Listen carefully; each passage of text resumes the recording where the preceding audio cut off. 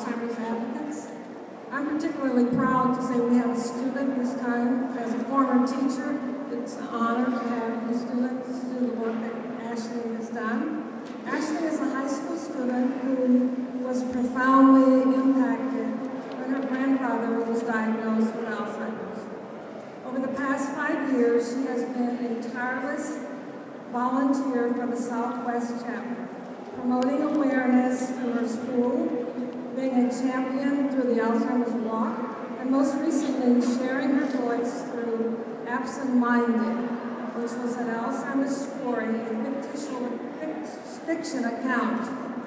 Ashley, we want to thank you for being here. Ashley is going to come to the podium and tell us her message.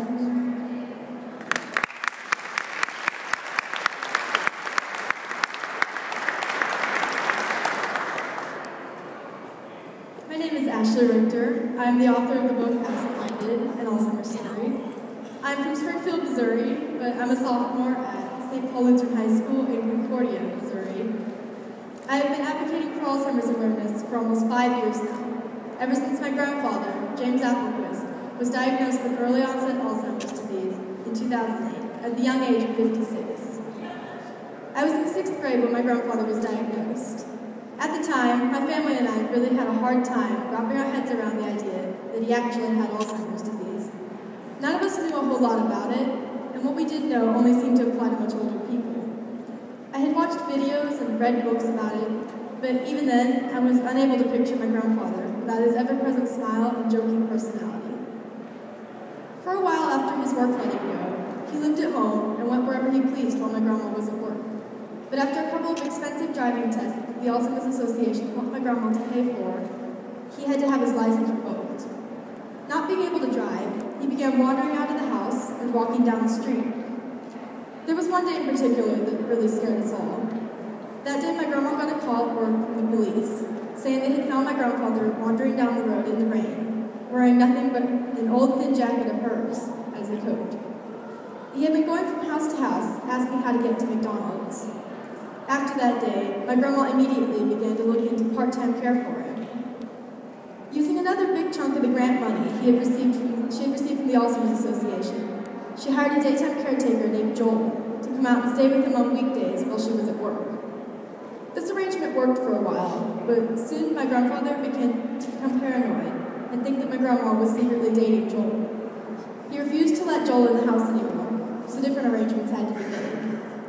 Rather than hiring another in-home caretaker, my grandma started looking into care homes, not for full-time care yet, but just for a few hours a day while she was at work.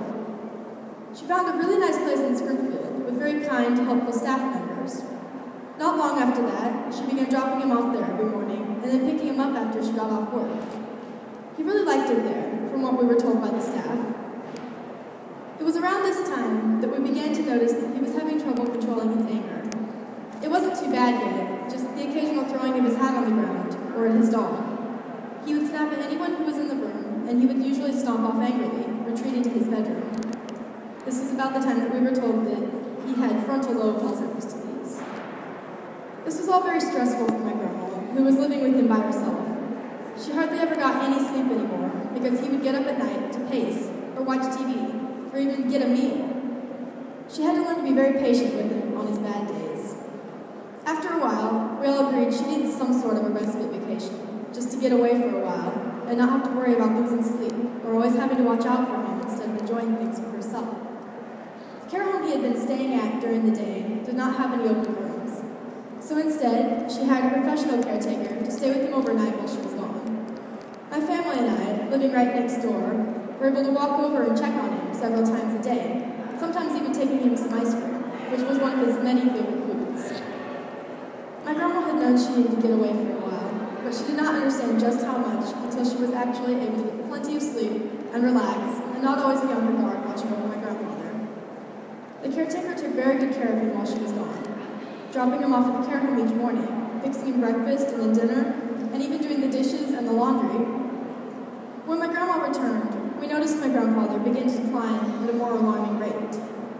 I did not know about the rest of my family, but I was definitely not prepared for it, especially after school started up again. My school is a boarding school that's about 3 hours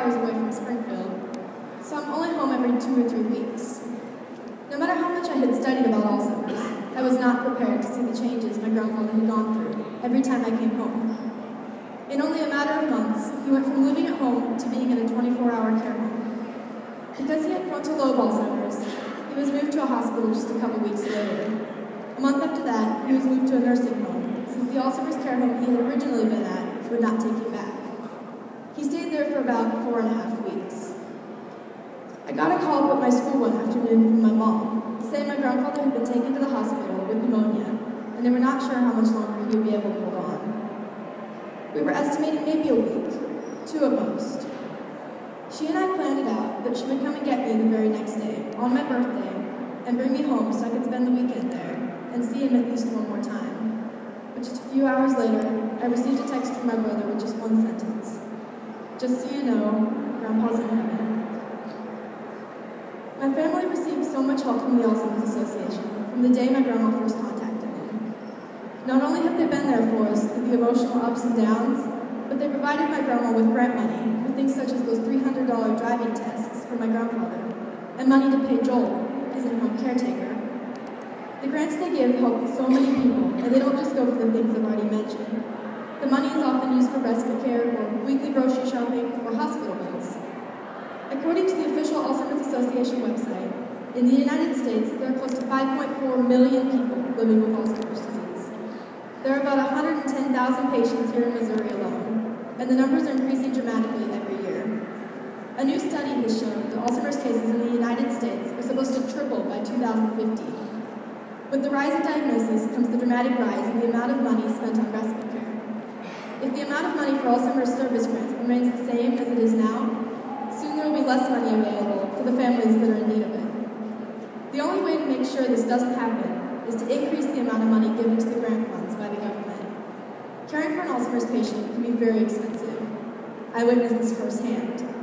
My family was very grateful to receive the grant money, and now I stand with them to make sure that others out there receive the same kind of help that we did. Thank you.